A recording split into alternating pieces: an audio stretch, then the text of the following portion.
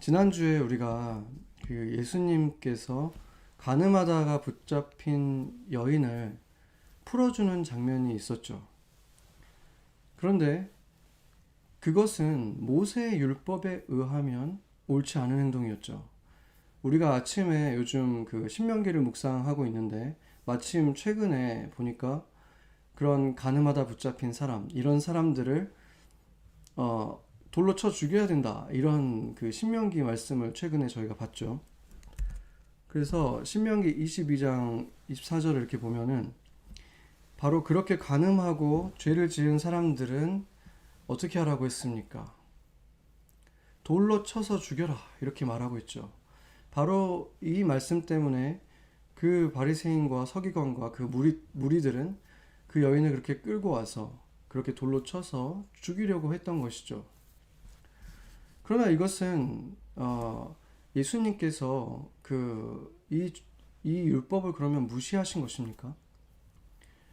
모세의 율법이니까 이것은 더 이상 소용이 없는 것이다, 예수님께서 이렇게 생각하셨겠습니까? 그렇지 않죠. 이게 단지 모세의 율법인 게 아니라 신명기 26장 16절을 보면은 뭐라고 말합니까? 여호와께서 이 규례와 법도를 행하라고 내게 명령하셨으니까 마음을 다하고 뜻을 다하여 지켜 행하라. 이것은 하나님의 법이다. 그 말은 영원한 법이라는 것입니다. 이렇게 분명하게 구약 성경에서 이렇게 강조하고 있는데 예수님께서는 어떻게 이 율법을 그냥 무시하는 것처럼 이 여인을 정죄하지 않고 그냥 가라고 하실 수 있는 것인가? 그것이 우리에게 의문이 되는 것이죠. 결국 바리새인들이 생각했던 것처럼 예수님은 그렇게 모세를 통해서 주신 하나님의 율법을 무시하신 것인가? 예수님께서 이제 오셨기 때문에 구약의 율법은 이제 무효가 됐다, 이것을 지금 예수님께서 선포하고 계신 것이겠습니까? 그렇지 않죠. 마태복음 5장 7절을 보면 이렇게 말하고 있습니다. 내가 율법이나 선지자를 폐하러 온 줄로 생각하지 말라.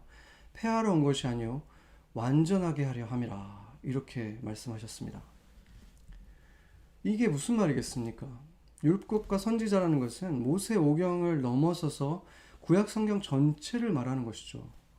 그래서 예수님께서는 지금 이 율법과 구약에서 일컬어지던 이 하나님의 법을 폐하러 오신 것이 아니라 오히려 이 불완전한 것을 완전하게 하겠다, 완성시키겠다, 지금 이렇게 말하고 있는 것입니다.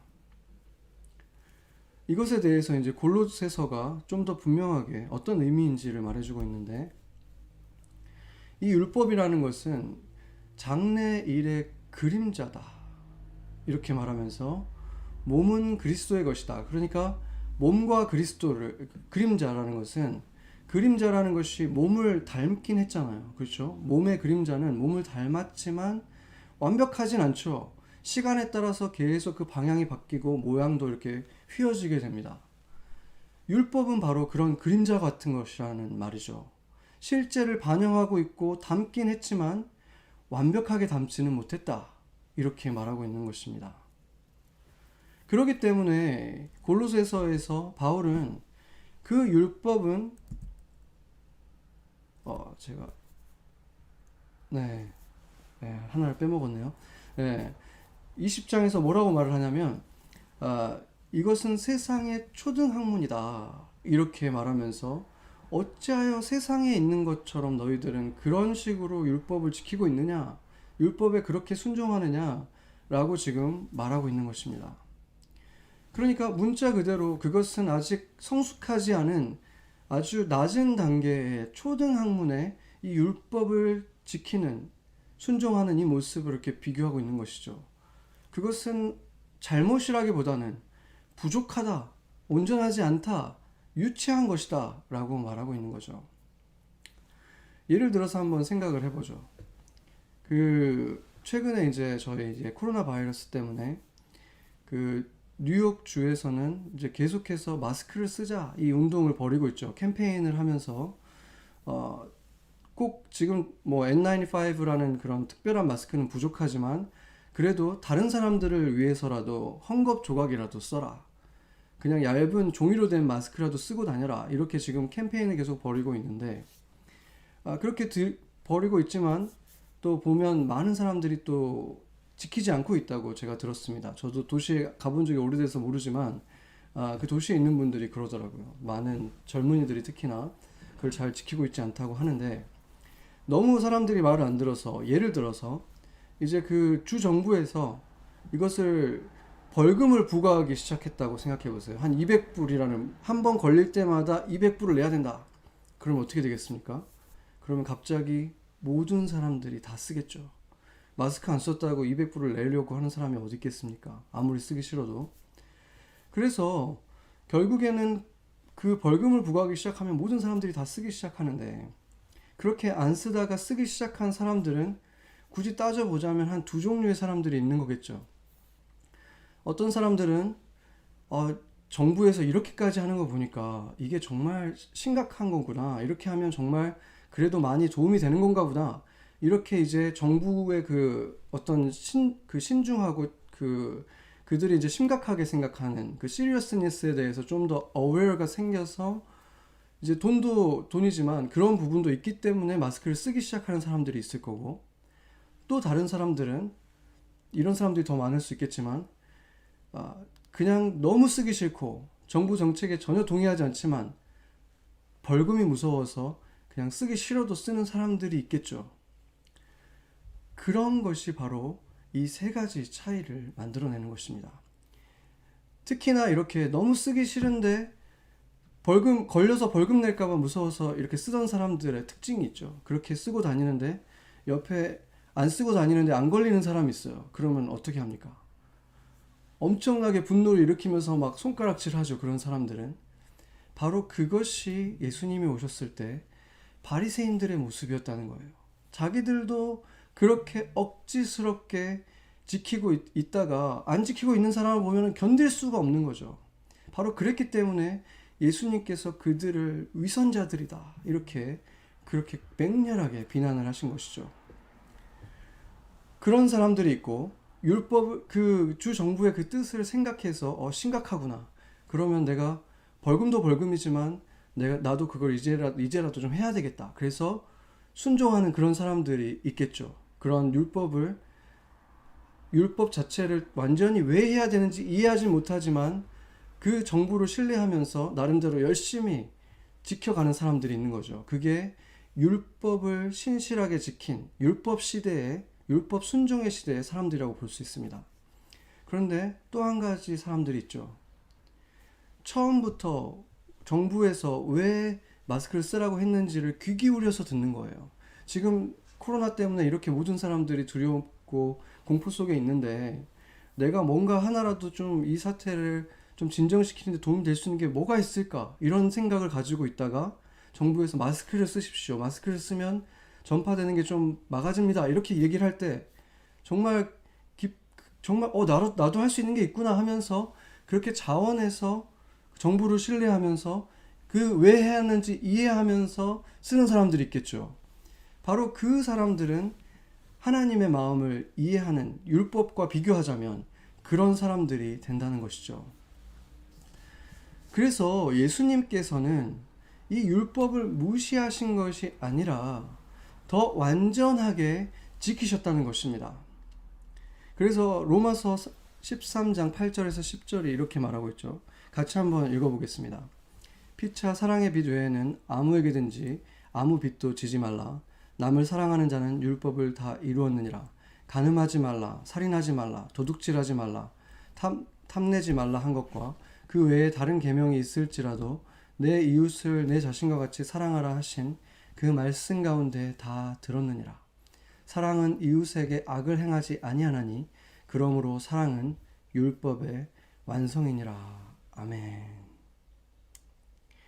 그러니까 하나님의 그 본 뜻은, 그 율법을 주신 그 본 뜻은 서로 사랑하라. 이 사랑이라는 것이, 지금 이 로마서에서 말하는 사랑이, 사랑하는 자는 율법을 다 이루었다고 얘기했는데 그냥 나에게 잘해주는 사람에게 그냥 주는 사랑이라거나 내가 끌리는 사람에게 그냥 사랑하는, 그냥 그런 세상 사람들이 말하는 사랑일 수가 없겠죠. 어떻게 그게 그 율법의 완성일 수가 있겠습니까? 그건 불가능한 것입니다. 여기서 말하는 사랑은 내 이웃을 자신과 같이 사랑하는 것, 이기심을 전혀 갖지 않는 사랑, 손해를 감수하는 사랑, 대가를 기대하지 않는 희생하는 사랑, 이것을 히브리어로 헤세드라고 합니다.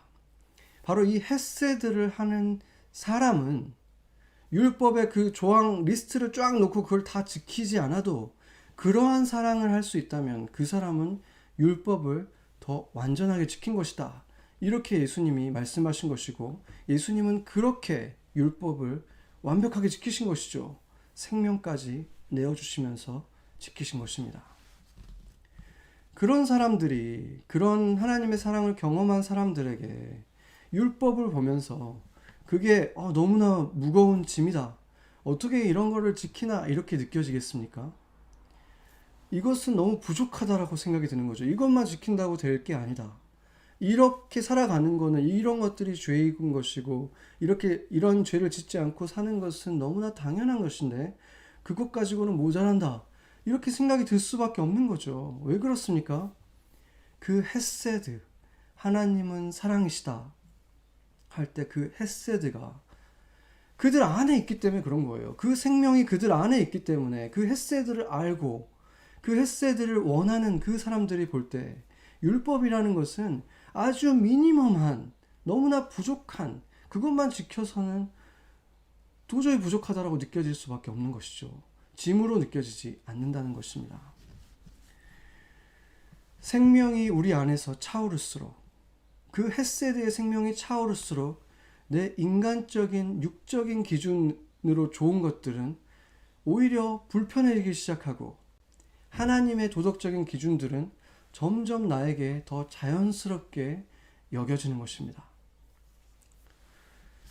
그래서 예수님께서 오신 이후에, 성령이 우리 각 사람에게 임하신 이후에 우리는 이제 완성된 율법의 시대, 헤세드의 시대에 살고 있다는 것이죠.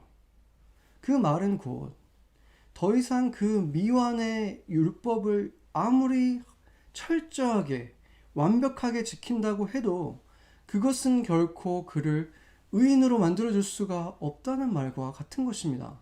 그것은 미완성됐기 때문에 그런 것이죠. 그렇다면은 그 은혜의 시대, 헤세드의 시대에 모세를 통해서 주신 그 율법은 이제 우리에게 어떤 의미를 갖는 것입니까? 무효가 된 것입니까? 그렇지 않죠. 로마서 3장 20절 보겠습니다. 같이 읽겠습니다. 그러므로 율법의 행위로 그의 앞에 의롭다 하심을 얻을 육체가 없나니 율법으로는 죄를 깨달음이니라. 아멘. 율법은 죄를 깨닫게 한다라고 성경이 말하고 있는 것이죠. 죄와 죄가 아닌 것을 구별해주는 역할은 여전히 이 율법이 해주고 있다라는 것입니다.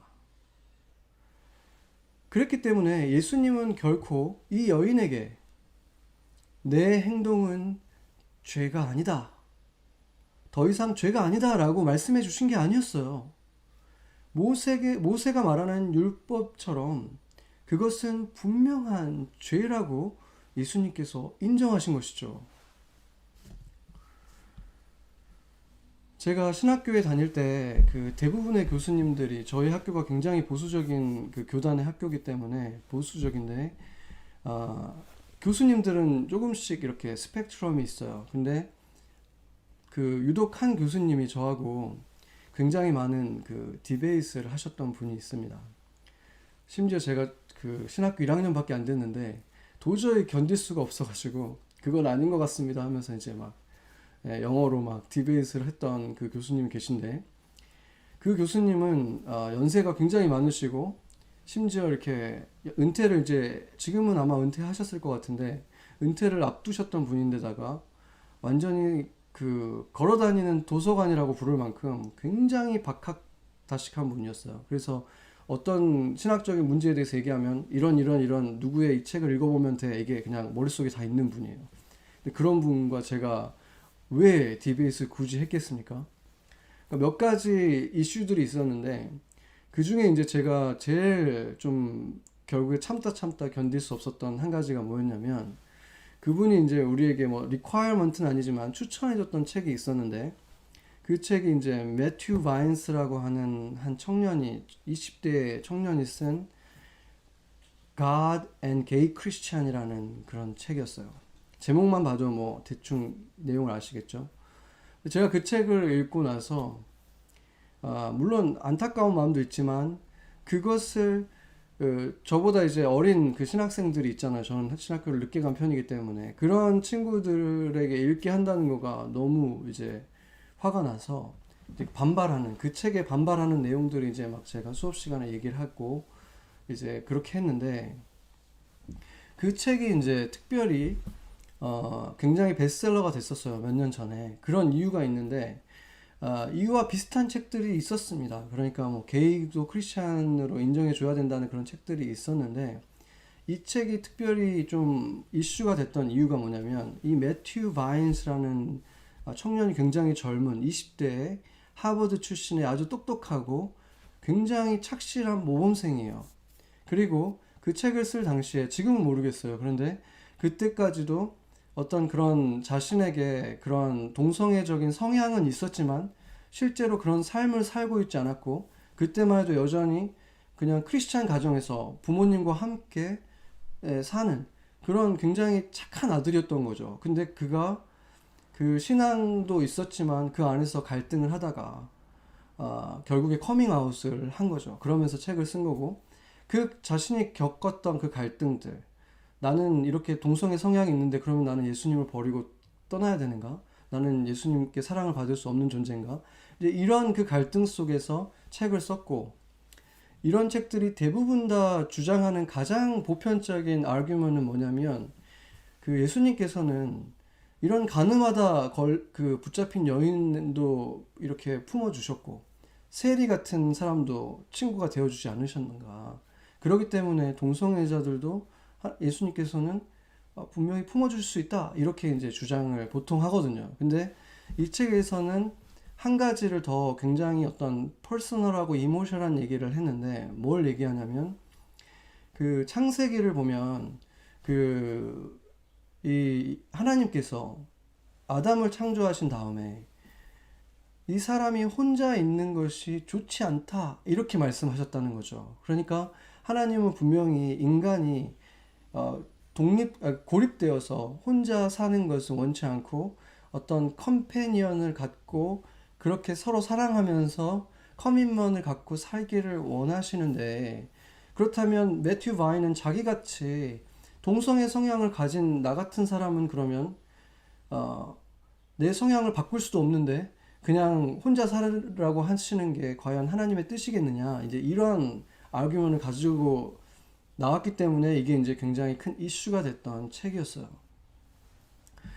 이제 그것에 대해서 이제 저도 이제 보면서 마음은 좀 안타깝기도 했고, 바로 그 이모셔널한 부분 때문에 많은 사람들이 좀 터치가 되고 이 동성애에 대한 뷰가 많이 열리게 되는 일들이 일어난 거죠.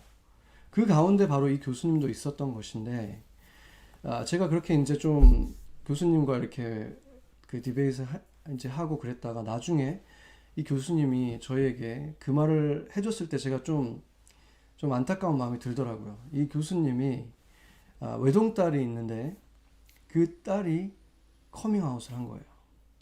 신학교의 그 보수적인 신학교의 교수님이고, 심지어 그 아내분은 또 교회 목회자였습니다.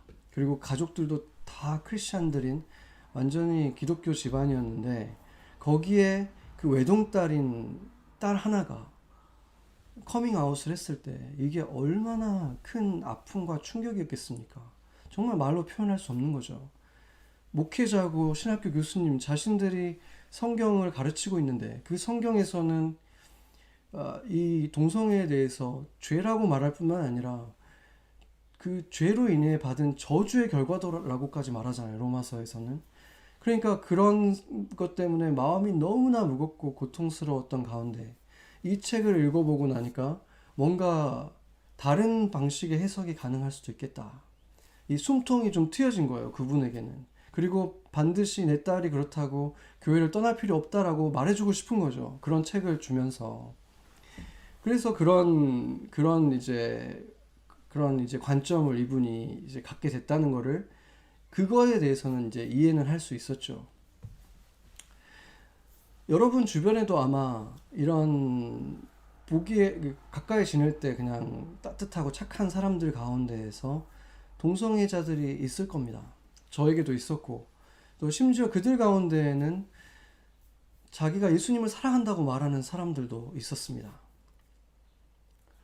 지금 미국은 그 장로교가 동성 결혼을 그 교회에서 집례를 해주고 그 안에서 결혼으로 인정해줄 뿐만이 아니라 동성애자가 목회자까지 될 수 있죠.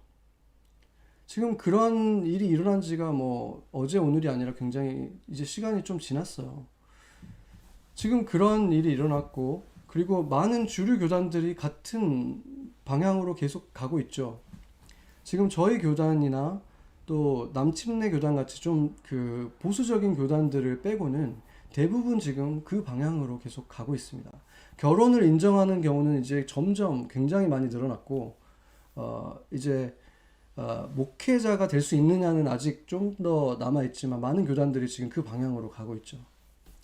지금 이런 시대에 지금 우리가 살아가고 있는 것입니다. 그리스도인으로서. 그렇다면 우리는 어떤 태도를 가지고 이 동성애자들을 바라봐야 하겠습니까? 우리 스스로가 그런 매튜 바인이라든지 뭐 그 교수님의 딸과 같은 고민을 겪어보지 않았고 그 고통을 직접 당해보지 않았기 때문에 쉽게 말하기는 어려운 일이죠. 그렇기 때문에 우리의 판단보다는 또 다른 한 분이 있는데, 베켓 쿡이라고 하는 이 분이 그런 시간을 지나갔기 때문에 이 분의 얘기를 통해서 우리가 한번 생각해 보겠습니다. 이 베켓 쿡이라는 이 사람은 헐리우드에서 굉장히 잘 나가는 영화 세트를 디자인하는 디자이너였습니다. 그래서 뭐 이름만 들어도 뭐 다 아는 굉장히 유명한 헐리우드 배우들과 같이 일을 했었고 감독들과 일을 했었던 그런 그 소위 잘 나가는 그 디자이너였는데, 또 그 동성애자였죠. 많은 이제 오랫동안 동성애자로서 그곳에 많은 영화계에 있는 사람들이 또 그랬기 때문에 그런 사람이었죠. 그런데 2009년에 이제 파리에서 있었던 한 큰 영화제 시상식이 끝나고 이제 화려한 파티가 벌어졌는데, 그 파티에서 갑작스럽게 자기에게 어마어마한 어떤 그 emptiness, 그 공허함이 찾아와서 견딜 수가 없었다고 합니다. 거의 몸서리 쳐질 정도의 그런 공허함이 자기를 찾아왔고, 그러고 나서도 몇 개월 동안 그게 계속 자기에게 그 공허함이 찾아왔다고 해요. 그렇지만 뭐 성경을 읽어본다거나 교회에 갈 생각은 전혀 할 수가 없었대요.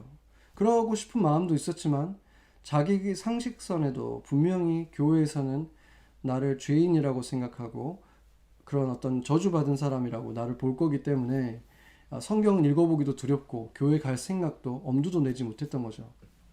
그러던 차에 그 LA에 있는 한 커피숍에서 누구를 만나려고 기다리고 있다가 자기 바로 옆에 한 이렇게 그룹의 청년들이 성경책을 펴놓고 그 성경 공부를 하고 있었다는 거예요. 성경에 대해서 디스커션 하는 모습을 보고 이 베켓이 용기를 내서 질문을 하기 시작하는 거예요. 성경에 대해서, 또 교회에 대해서, 하나님에 대해서 질문을 막 쏟아놓는 거죠.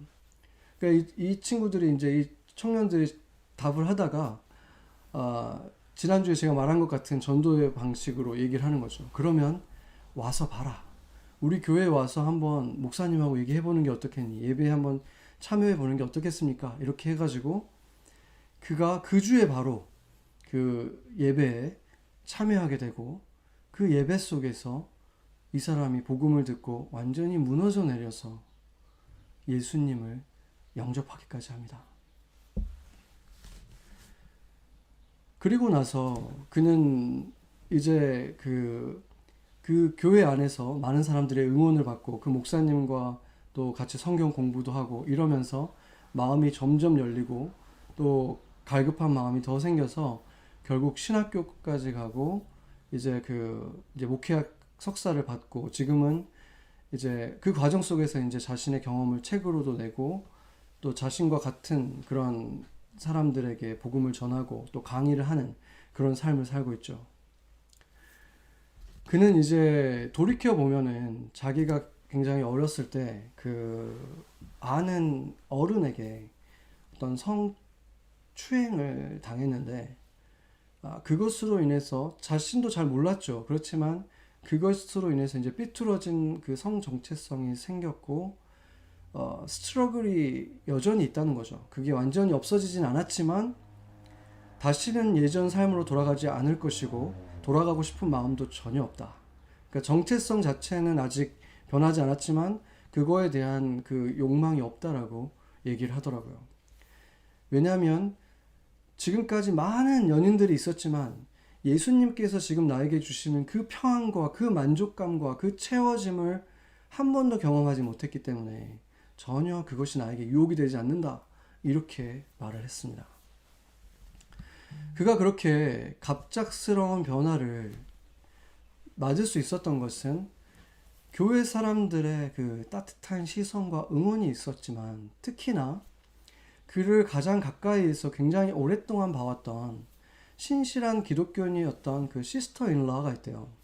그 영어로 시스터 인라면 한국말로는 누군지 좀 헷갈리죠. 그렇지만 어쨌든 굉장히 가까운 시스터 인라가 자신에게 그 가까이 살고 가까이 교류하면서 살았는데 그분은 이제 신실한 기독교인이고 보수적이기 때문에 자신에게 그 동성애의 삶에 대해서 동의하지 않는다는 것에 대해서는 분명하게 밝혔지만 그럼에도 불구하고 그분과 만나거나 함께 할 때 한 번도 자신에게 정죄하는 눈빛, 정죄하는 느낌을 준 적이 없었고 언제나 이 사람은 나를 따뜻하게 생각하고 나를 사랑해주는 분이다라는 것 그리고 나를 위해서 항상 기도하고 있는 분이라는 것을 자기는 항상 알고 있었다는 것이죠. 그리고 그 20년의 기도의 응답이 바로 자신의 변화다라고 이렇게 고백을 했습니다. 그런데 그가 그 카페에서 성경 공부를 하던 그 청년들에게 했던 그 첫 번째 질문은 다름이 아닌 동성애는 죄입니까? 하는 질문이었다고 합니다. 그리고 그 청년들은 성경은 동성애가 죄라고 말하고 있습니다. 라고 분명히 밝혔다는 거죠. 그럼에도 불구하고 그가 그 청년들을 따라서 교회에 갈 수 있었던 것은 그들이 그 진리를 선포하고 말하긴 했지만 그들의 태도는 결코 정죄했던 것이 아니라 오히려 사랑으로 그 사람을 품어주는 따뜻함을 가지고 그에게 진리를 선포했기 때문에 그가 그렇게 그들과 함께 교회로 갈 수 있었던 것입니다.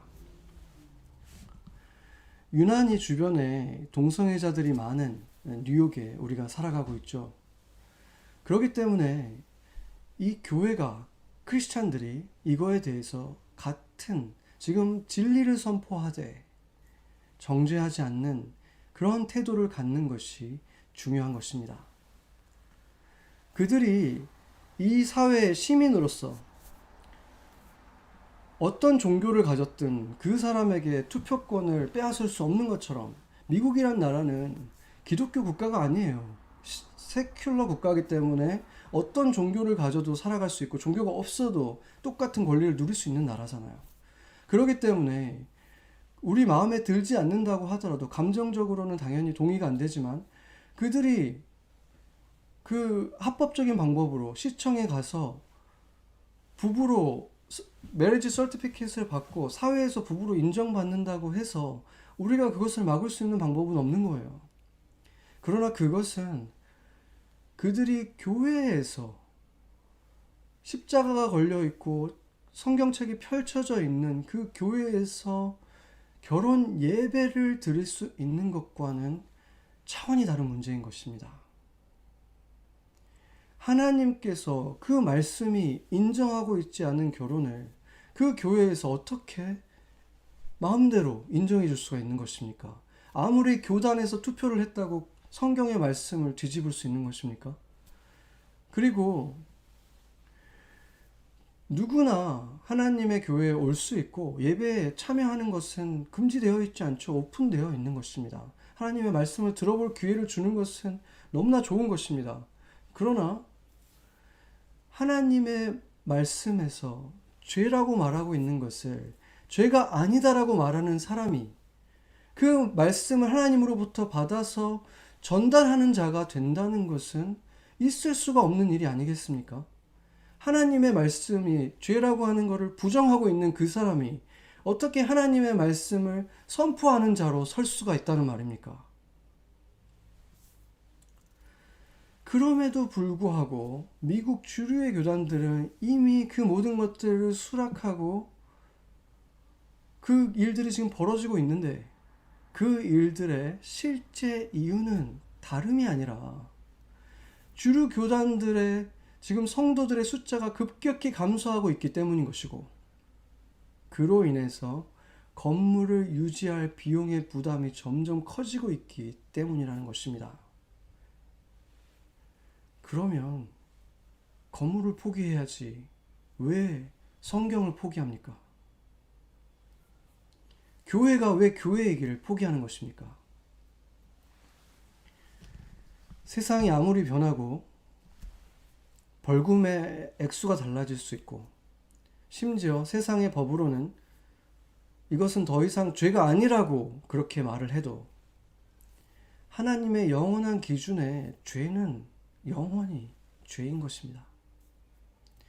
그 여인에게 예수님은 앞으로는 죄를 짓지 말거라라고 분명히 말씀하셨지 그것은 이제 죄가 아니다 라고 말씀하신 게 아니라는 것입니다.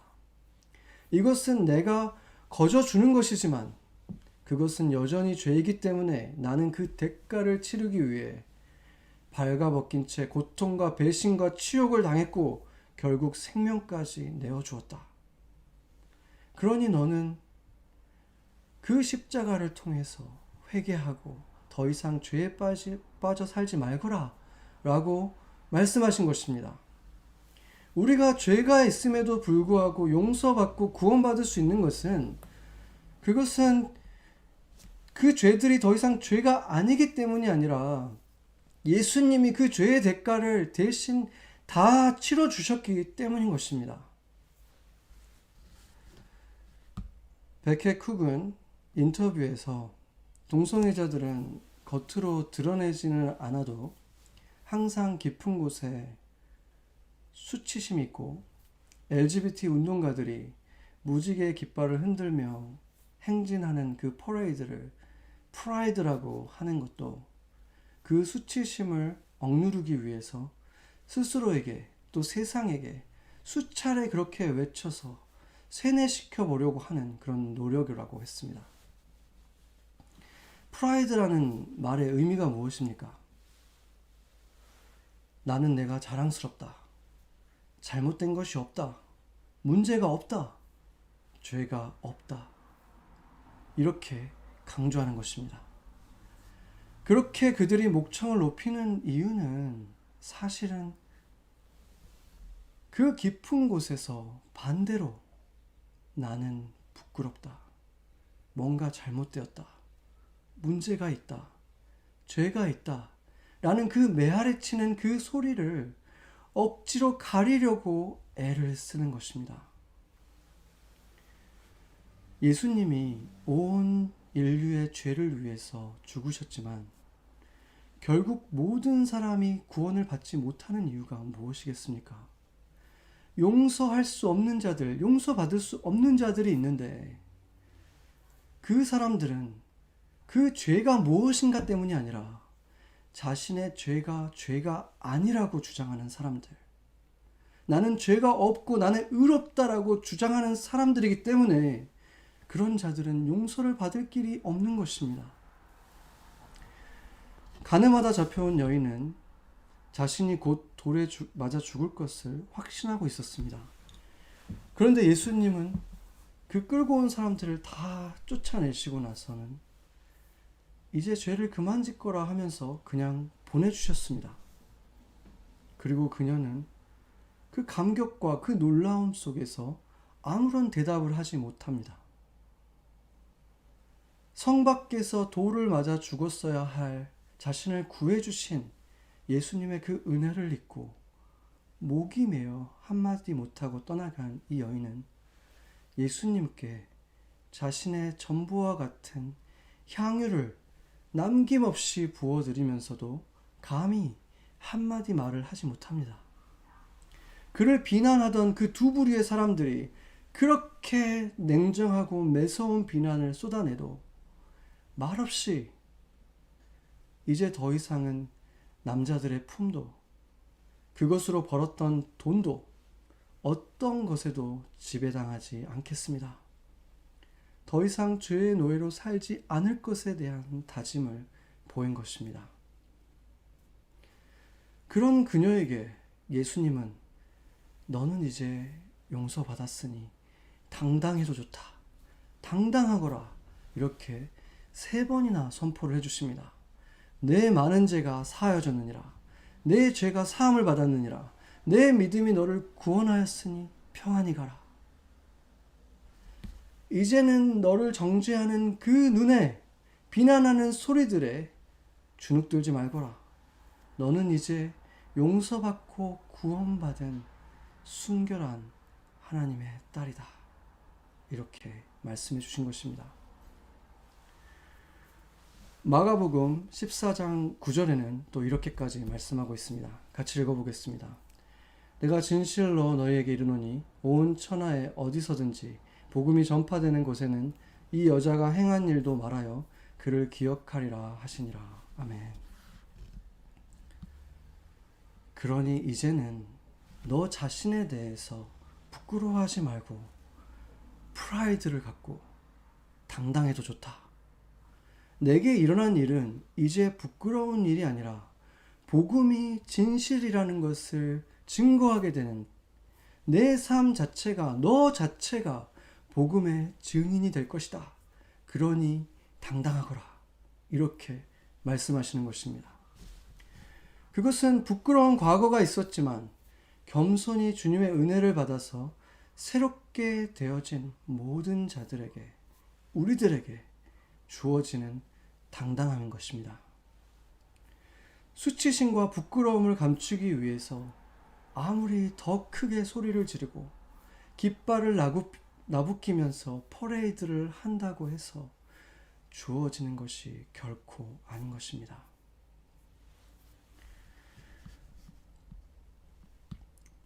예수님께서는 여인을 보내주면서 자신이 세상의 빛이다.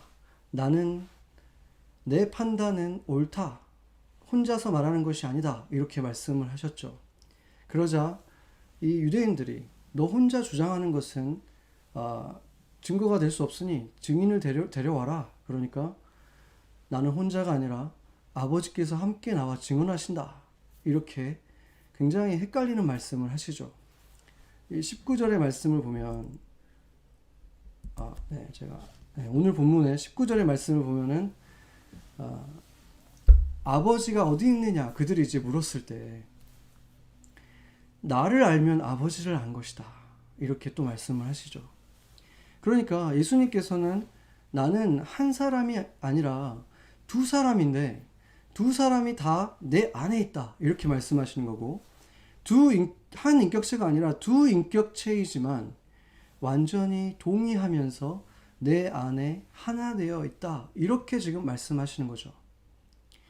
이 개념을 우리가 이해하는 것보다 더 중요한 것은 뭐냐면 결국에 그 범죄한 자들을 돌로 쳐서 죽게 하라고 하신 분은 아버지고 그 똑같은 범죄를 범한 여인을 풀어주신 분은 아들인 것이 아니라는 말을 하는 것입니다.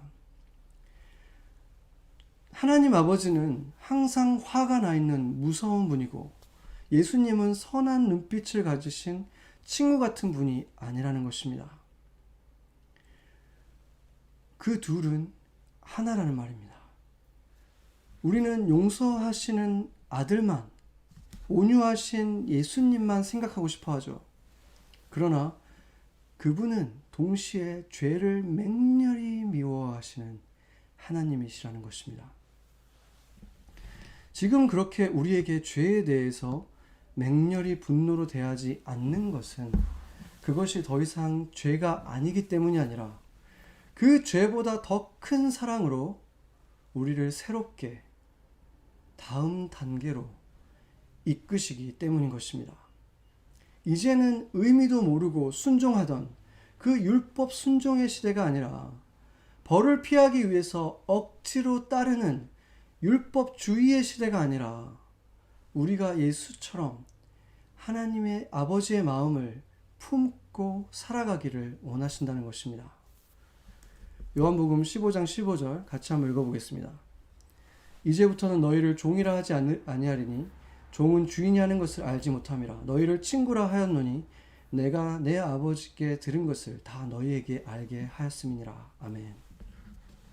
우리는 초등학문의 시대, 그냥 하라고 하니까 하는 시대, 여기에 있지 않고 완성된 율법의 시대, 하나님이 왜 그것을 우리에게 원하시는지를 깨닫고 아버지의 마음을 품고 함께 사랑으로 해가는 시대, 헤세드의 시대를 살아가고 있다는 것입니다. 이 온전한 율법의 시대에 헤세드의 삶을 우리가 살아가게 되면 우리와 우리를 둘러싼 모든 사람들이 예수님을 바로 우리를 통해서 만나고, 그래서 이 여인처럼 주변에 있던 사람들처럼 큰 기쁨과 만족을 경험하고 누리게 되는 것입니다. 사람들은 자신들이 어디에서 와서 어디로 가고 있는지 알지 못합니다. 왜 마음속 깊은 곳에 사라지지 않는 어떤 것을 이루어도 또 다음 단계에 부끄러움과 수치심이 있는지 알지 못합니다. 우리가 단지 그들의 정체성을 원하는 대로 인정해주고 또 인정해준다고 해서 결코 채워지지 않는 것입니다. 정죄하지 않는 따뜻한 친절, 대가를 바라지 않는 사랑으로, 그러나 진리를 타협하지 않는 당당함으로 예수님처럼 사랑해야 하는 것입니다. 헤세드는 나눠주면 줄수록 더 콸콸 힘있게 솟아오르는 사랑입니다. 그것은 지상에서 난 것이 아니라 다함이 없는, 다라짐이 없는 영원에서부터 샘솟는 샘이기 때문인 것입니다. 그런 사람들은 자연히 어둠에 다니지 아니하고 그 생명의 빛, 예수가 그들을 통해서 점점 더 환하게 나타나고 빛을 발하는 삶을 살게 되는 것입니다. 베케쿡은 세상이 부러워할 만한 성공과 수많은 연인들을 가졌었지만 어디서도 지금 그가 예수님 안에서 누리는 만족을 얻지 못했습니다. 그는 공허함을 채우기 위해서, 누군가의 사랑을 얻기 위해서 오늘도 외모를 단장하고 더 능력 있고 인정받는 위치에 오르려는 그들에게는 그리스도 안에서 만나는 친구들, 과거의 수치를 덮어주고 진정한 가족이 되어줄 교회가 꼭 필요하다고 조언하고 있습니다. 우리가 만약에 그런 사랑을 받고 그 안에 있음에도 불구하고 어느 곳에 가면 너에게 없는 무언가가 있다, 예수님이 채워주지 못한 무언가가 있다는 소리들을 우리가 세상에서 듣고 있다면 그것은 완전히 우리를 넘어뜨리는 거짓말에 불과하다는 것입니다. 예수님으로 채워지지 않는 배우자가 채워줄 수 있는 것은 없습니다. 예수님으로 채워지지 않는 내 성공이 채워줄 수 있는 것은 없습니다. 그것이 진리입니다. 그것을 채우기 위해서 배우자가 필요하다면 그것은 그 배우자를 우상으로 만들어 아무리 좋은 사람이라도 그 관계는 결국에는 하나님께 복을 받을 수 없는 관계로 무너지고 마는 것입니다. 예수님이 없이도 내가 교회에 속해 있다면, 나를 사랑한다고 말해주고 있는 사람들이 있고, 나를 위해 기도해주고 있는 사람이 있고, 나와 함께 예배드리고 있는 사람이 있다면 나는 예수님만으로 먼저 충만해지고 그 사랑이 솟아나올 수 있는 사람이 될 수 있는 것입니다. 만약에 그럼에도 불구하고 내가 그 콸콸 솟아나오는 그 생명수의 샘을 경험하지 못하고 있다면 우리가 돌아봐야 할 것은 세상이 아니라 내가 과연 그 영원한 샘을 내 이기심이나 다른 생각들로 그 돌로 막아버리고 있지는 않고 있는가? 예수님이 나에게 주신 그 빛을 침대 아래에 두어서 가리고 있지 않은가? 그것을 먼저 살펴봐야 할 것입니다.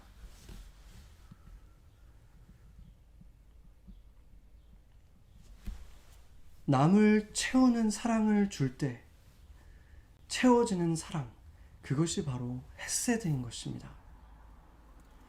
이제는 우리가 지금 이런 역사적인 순간을 지나가는 이 시간에서 우리에게 주님이 말씀하시는 것은 지금까지는 신용만 해도 넘어갔지만 이제 나는 진짜를 원한다. 예수님의 그 약속들이 그 생수의 샘이 터져 나와서 멈추지 않을 것, 강을 이룰 것이라는 것이 성취되는 것을 보고 싶지 않습니까? 정말로 그 약속이 내 삶에서 이루어지는 것을 보고 싶지 않습니까? 그것을 보려면은 해봐야 되는 것이죠. 그 헤세드를 실천해 봐야만 알 수 있지 않겠습니까?